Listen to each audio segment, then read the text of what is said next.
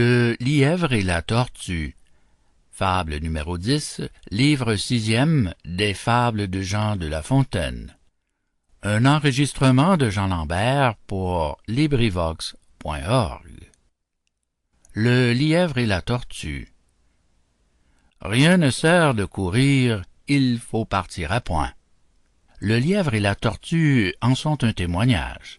« Gageons, dit celle-ci, que vous n'atteindrez point sitôt que moi ce but. »« Sitôt?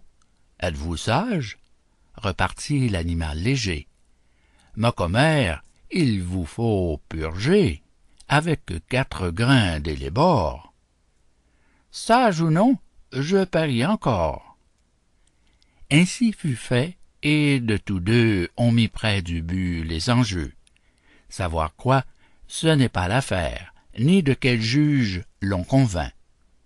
Notre lièvre n'avait que 4 pas à faire.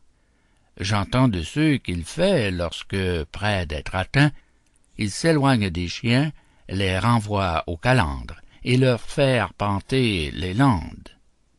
Ayant, dis-je, du temps de reste pour brouter, pour dormir et pour écouter d'où vient le vent, il laisse la tortue aller son train de sénateur. Elle part, elle s'évertue, elle se hâte avec lenteur. Lui, cependant, méprise une telle victoire, tient la gageure à peu de gloire, croit qu'il y va de son honneur de partir tard. Il broute, il se repose, il s'amuse à toute autre chose qu'à la gageure.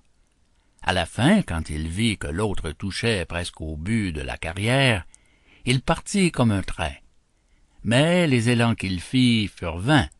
La tortue arriva la première. « Eh bien, lui cria-t-elle, avais-je pas raison? De quoi vous sert votre vitesse? Moi l'emporter. Et que serait-ce si vous portiez une maison? » Fin de Le lièvre et la tortue. Fable numéro 10, livre 6e des fables de La Fontaine. Cet enregistrement fait partie du domaine public.